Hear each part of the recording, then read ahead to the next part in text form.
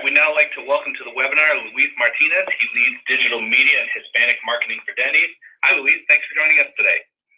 Yeah, thanks for joining us, Luis. Yeah. So tell us a bit about what you do at Denny's and how long you've been there. Yeah, so I've been at Denny's for a little over a year and a half now. Previous to that, spent some time at Sprint as well as Walmart. And currently, my team leads digital marketing, media, and Hispanic marketing for the brand. All right, so how long has Denny's used Yext? Yeah, so Denny's has been a Yext customer for a little over 3 years now. And in that time has really transformed the way they're leveraging the tool. I think like a lot of people who first jump into the platform, it was really seen as a way to, aggregate, consolidate the listings exercise, making sure that our information across a multitude of digital presences was accurate. Knowing that had been a pain point for a lot of brands for a number of years, just maintaining all those different data sources and making sure that the brand was the source of truth when it came to those different data points. And over time, the relationship was really expanded to include things like managing digital presences, which are local web pages where we have a web presence for every store, local Facebook presences, leveraging reviews and the insights one can derive from reviews. And so Yext has been able to, really grow as a partner along with the needs of the brand over those 3 years where we've been working together. Yeah, that's great that Yext has been so helpful with, Denny's brand. So let's talk a bit about that. So Denny's is known as America's Diner, but you guys actually have, over 1,700 locations in 14 different countries. So can you share a little bit about what Denny's brand means and then what you want your customers to think of when they think of Denny's? Yeah, ultimately, we take the "We are America's Diner" principle to heart here. We recognize that we have a foundational purpose that goes back to our founding days of loving to feed people. And so when we think about, the diner setup, it really is a democratizing experience. It's an invitation for anyone and everyone to come as they are, enjoy a great meal at a great price. So that's definitely true when we're talking to our modern American family segment here in the U.S., and it's definitely true when we're talking to consumers abroad. Ultimately, I think we all share a desire to go to a restaurant, be comfortable, and enjoy great food, and ultimately that's what we provide to people across these 1,700 locations across the world. And then how does this tie into your online presence, specifically, your local reviews online? Yeah, so ultimately, we want to make sure that, our digital presence is an extension of that in-restaurant experience we're trying to derive. So, when we leverage Yext for things like listings management or digital presence management, it's allowing us to have a consistent voice and presence across those different properties so that it really does feel like we are inviting you into this great diner experience I just described. And so when you look at reviews as a part of that, that is, our way of being able to check, are we delivering on that promise, right? I think it's really easy for marketers to go and say, hey, we're going to promise this great customer experience. But then when you go into the store, into the physical location, or actually go to transact, it could easily be very different. And so being able to have an aggregated source of reviews where we can, analyze what our guests are saying about their experience allows us to really check and make sure that not only is our digital presence an extension of the restaurant, but our restaurant's an extension of the message we're trying to send out there via these digital channels. I think that's great. So now let's talk a bit about, what problems in reviews management did you have before Yext? And were there any kind of unique challenges because Denny's is such a large brand? So I think for us, it was really the classic challenge of how do you manage it all? In the U.S. alone, we're talking about hundreds of different review sites. If brands have international ambitions, all of a sudden that explodes to thousands of different review presences. So being able to look at those, being able to compare apples and oranges in a way where you can derive meaningful insight, and also just the manpower required to manage accounts, permissions, access, response, ultimately becomes overwhelming just to think about, much less to execute. And so, we encountered that challenge and realized that we as a brand with a nimble team just could not execute at scale if we did not have some way of aggregating all this information and being able to derive insight on the fly. So in bringing Yext on and having Yext be our partner, being able to aggregate these reviews, one, it really just simplified the exercise, but then also allowed us to start to go into actionability tied to insight, right? I think it's really easy for someone to go in and say, oh, I just found this review and saying something really specific about my restaurant, my brand, and treat that as gospel. I think the scalability behind what Yext provides in that aggregation exercise allows it for the insight derived to be very meaningful, but it also be very specific, whether we're looking at things at the brand level or at the individual restaurant level.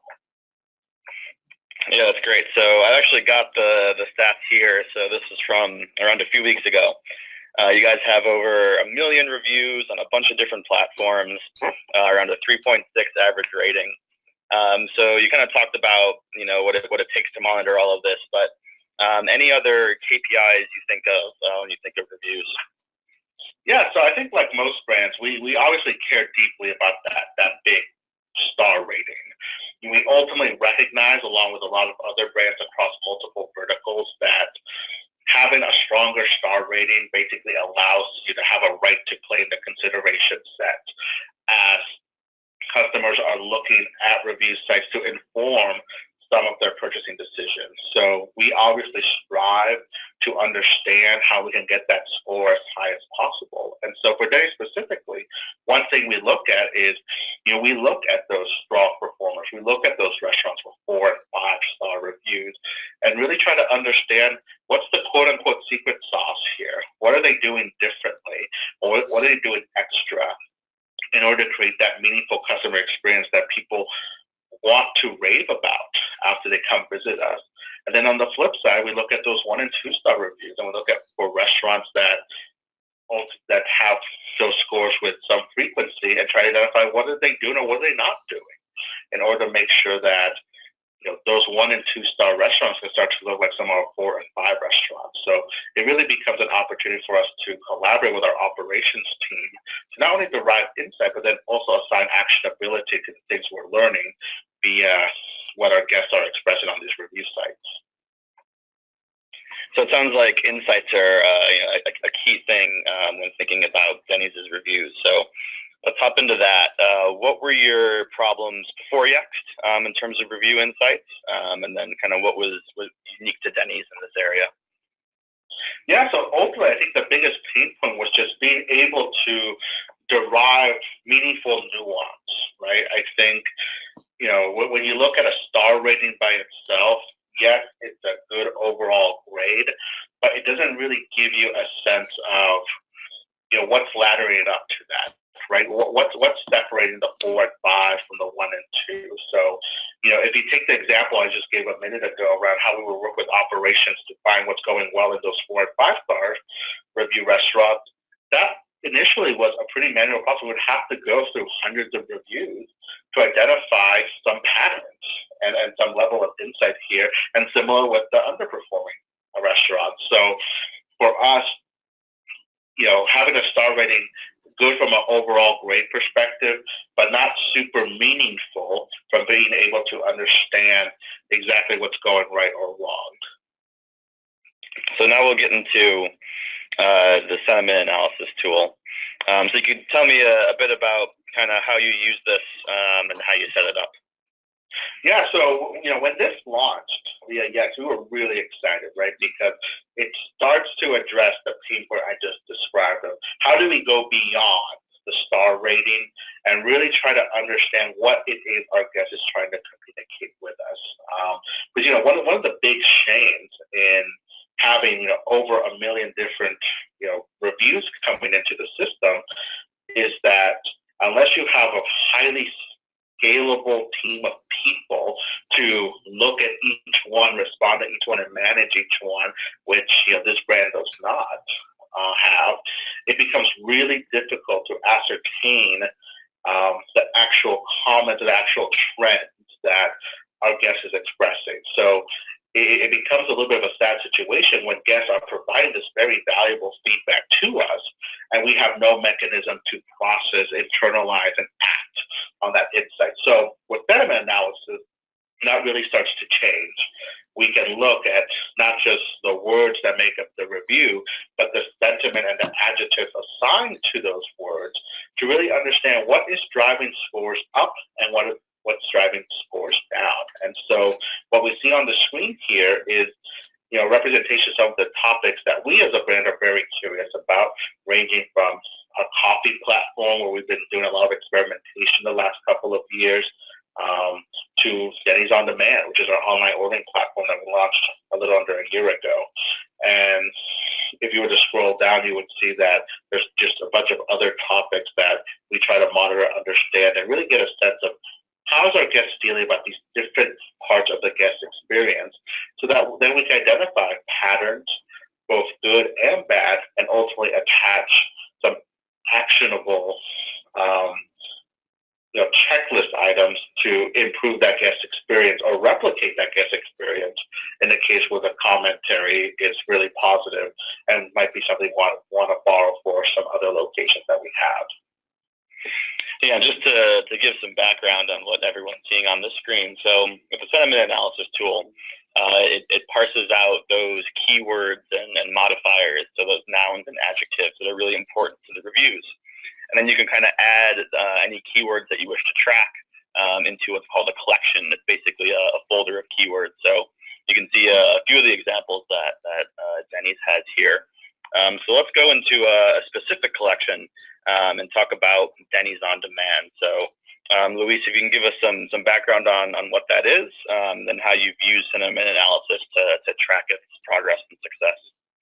Yeah, so Denny's On Demand is an online ordering platform, the first for us, that we launched a little under a year ago. So it was late May of last year that we launched this. And, tied to that was, we were very curious in understanding how our guests were perceiving this initial foray into online ordering. So if you look at the screen here and some of the keywords that we're curious about, they run the gamut for trying to understand how our guests are feeling about, our revised app or the UI or the UX, and just trying to transact with us via online ordering, as well as how they feel about the delivery side of things. So right now, about 50% of our restaurants have delivery enabled on that online ordering experience, while the entire system has pickup available via online ordering. So understanding how pickup versus delivery is being perceived and acted upon becomes really important for us. And what it boils down to is a recognition by Denny's that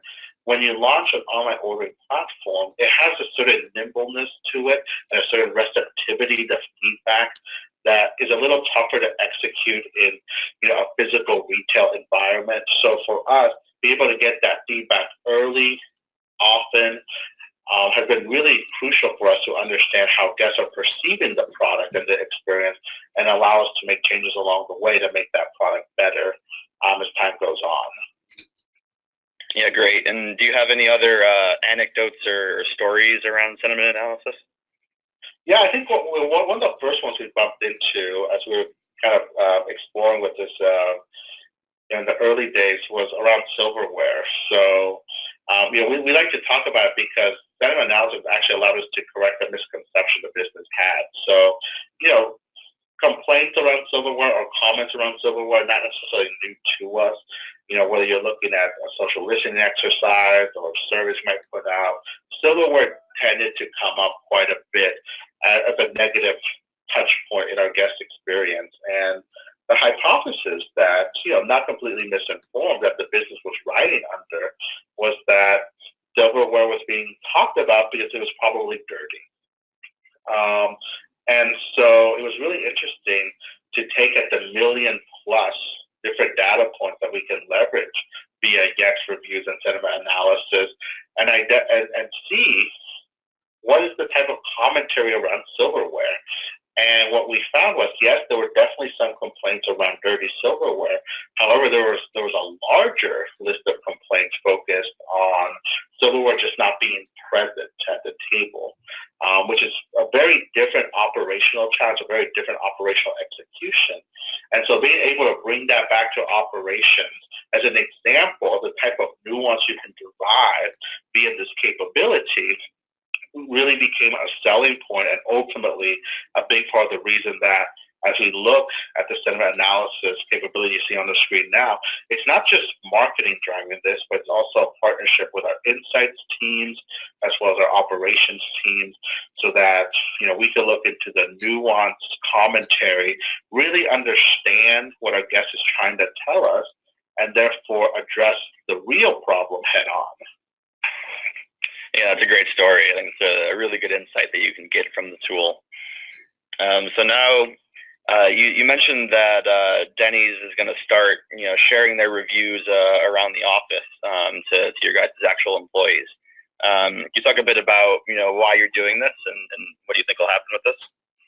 Yeah, for sure. And, if I'm being really blunt about it, this is something that I would not have proposed even a year ago, right? Going back to this idea that a review score on its own doesn't tell you a whole lot. But being able to have a review score with the type of abilities that sentiment analysis allows for, then really starts to let you address patterns and trends, both on a specific regional level as well as a brand level, and therefore there starts to be an insight there that is really meaningful. So on top of showcasing the feed of comments coming through or the changes in overall review scores, we also want to leverage these screens as an opportunity for the business to understand why are these scores changing, and start to ask the question of what can we do in order to change these scores in the direction that we want them to go.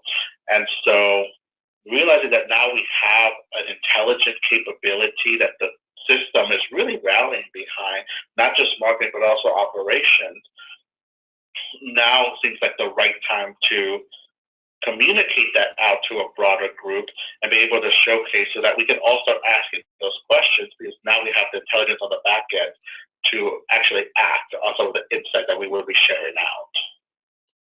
Yeah, that'll be a pretty awesome program to run.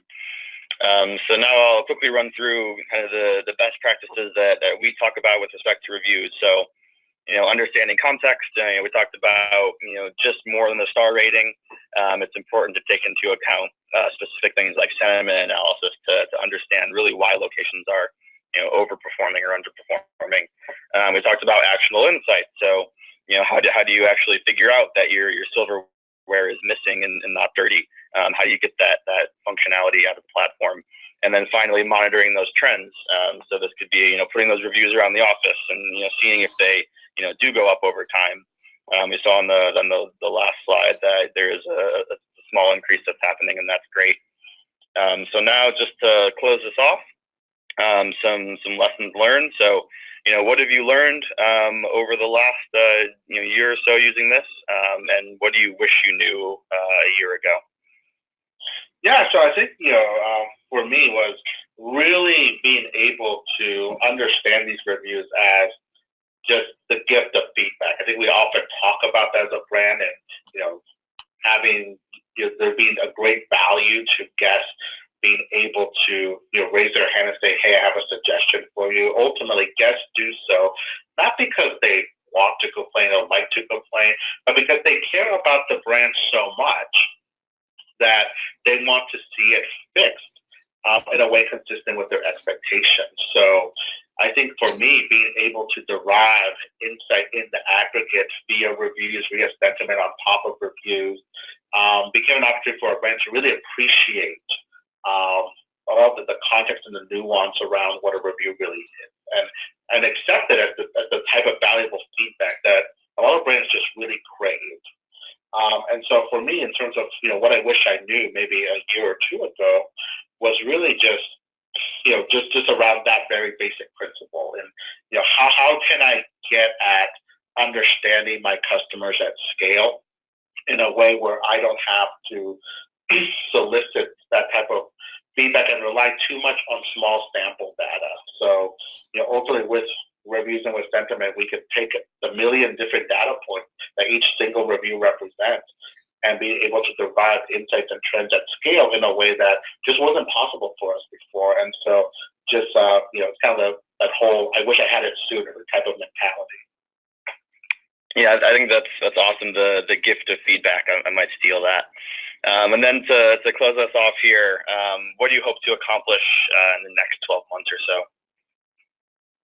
Yeah, so I think for us, excuse me, one of the things we're really honed on is being able to connect in more meaningful ways with that modern American family. How do we continue to age down the brand while staying true to our core, which is this, we love feeding people, being America's diner, being that democratized experience. And so finding ways and finding partners that allow us to understand our guests and then also communicate with our guests in a meaningful way at scale. It's going to be a continuous focus for us. So having Yext as a partner that already allows us to do that and is positioned to continue to help us to do that is a very exciting proposition for the brand. That's great to hear. All right, and that's all we have for you. Thanks for joining us again, Luis. Well, thank you so much. Great presentation. Thank you, Jackie.